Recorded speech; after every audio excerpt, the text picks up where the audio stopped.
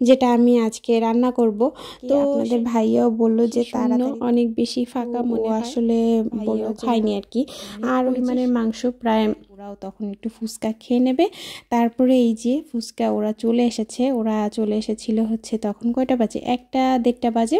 তো তার ভিতরে ওরা চলে এসেছিল। আসার পর মোটামুটি হচ্ছে একটু ফুচকা দিয়ে দিয়েছিলাম। তো সেটাই আর কি ওরা খেয়েছিল। তো সবাই আর কি খায় নাই, সব ভাইয়েরা খায় নাই, তো আপনার ভাইয়াও খায়নি আর কি। আর ওই যে সিমাই ছিল, তো ছোটো ভাইকে আর কি সিমাই দিলাম, তো আর কি সিমাই খেয়েছিল।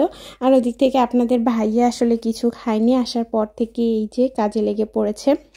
সব কিছুই তো আছে, তারপরও অনেক বেশি শূন্য, অনেক বেশি ফাঁকা মনে হয়। আসলে আমার কষ্টটা যাদের বাবা মা সাথে থাকে না তারাই বুঝবে।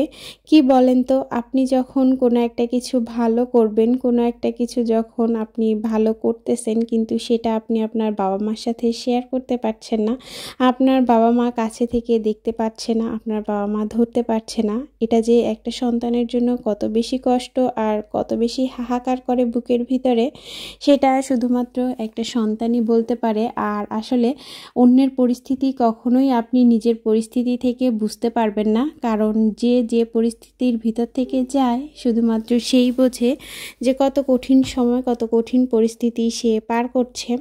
সে যাই হোক, ঈদের দিন সব কিছু থাকলেও মনটার ভিতরে অনেক বেশি শূন্য শূন্য, অনেক বেশি ফাঁকা ফাঁকা লাগছিল, কারণ নিজের বাবা মাকে দেখাতেও পারছিলাম না, আর তারা তো ছুতেও পারছিল না। কাছে থেকে সন্তানের যে কোনো ভালো জিনিস দেখা, ছোঁয়া আর উৎসাহ দেওয়ার ভিতরে অন্যরকম একটা ভালো লাগা কাজ করে, সেটা তো আমি পারি না, আমি এতটাই অভাগী।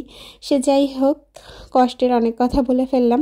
তো এদিক থেকে এই যে আপনাদের ভাইয়ারা তো এখানে হচ্ছে ভাগাভাগি করছিল, আর আমি বলছিলাম যে আমাকে কিছুটা মাংস দিয়ে দাও, যেটা আমি আজকে রান্না করব।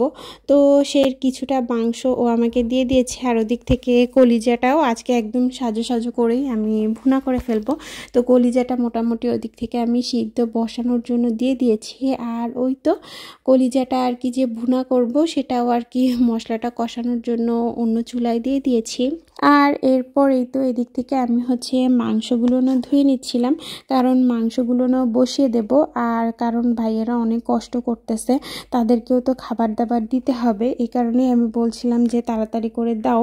তবে আমার একটা জিনিস ভুল হয়েছে, এই মাংসটা যদি আমি বেশি না 5-10 মিনিট একটু ছাঁকনিতে দিয়ে পানিটা ভালো করে ঝরিয়ে নিতাম, তাহলে আসলে রাঁধতে যতটুকু সময় লেগেছে ততটুকু সময় কিন্তু লাগতো না। আর মাংসটা মাশাআল্লাহ, কুরবানির মাংস তো অন্যরকম বরকতময় হয়, তো অনেক ভালো ছিল, অনেক অনেক অনেক ভালো ছিল।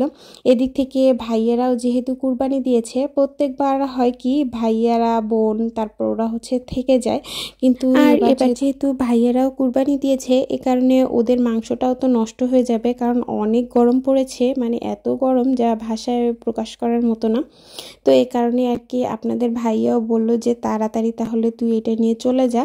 তো মানে আমার বোনকে থাকার কথা বলেছিল, কিন্তু ও আসলে বলল যে না, বাসায় যেহেতু এগুলো না আসলে প্যাকেট করতে হবে। হ্যাঁ, এটা কিন্তু ঠিক, একটা মহিলা ছাড়া কিন্তু আসলে কোথায় কতটুকু রাখতে হবে এটা আসলে কিভাবে বুঝবে সে। তো সে যাই হোক, এদিক থেকে আমার কিন্তু এই যে কলিজাটা যে ভুনা করেছিলাম সেটা কিন্তু একদম হয়ে গিয়েছে মাশাল্লাহ। আর ওদিক থেকে ভাইয়ারা আসলে ওই যে খুঁড়া আনছিল আপনাদের ভাইয়া, মানে গরুর যে পায়া, তো সেটা আর কি পরিষ্কার করতেছে, মানে ওরা পরিষ্কার করতেছে। আরও কিছু ভাইয়ারা আছে তারা আর কি, আর আপনাদের ভাইয়া চলে গিয়েছে যে মাংসগুলো আর কি দিবে, তো সেই মাংসগুলো আর কি আপনাদের ভাইয়া দেওয়ার জন্য চলে গিয়েছে, না হলে আমার ফ্রিজেও জায়গা নেই, কারণ দেখা যাবে যে মাংস নষ্ট হয়ে যাবে। তো এই কারণে আপনাদের ভাইয়াকে বললাম যে তুমি তাড়াতাড়ি চলে যাও। তো এই যে এখন কিন্তু আমি ওই যে মাংসটা বসিয়ে দিয়েছি। ওদিক থেকে হয়েছে কি বলেন তো, ওই যে মাংসটা যে বসিয়েছিলাম না, সেটা আমি করলাম কি একটা বড় পাতিলে দিলাম, কারণ ওই ছোট পাতিল হয়ে গিয়েছিল, যেহেতু অনেক পরিমাণের মাংস, প্রায় 8-10 কেজির উপরে মাংস রান্না করতে, অনেক ভাইয়েরাই আসবে।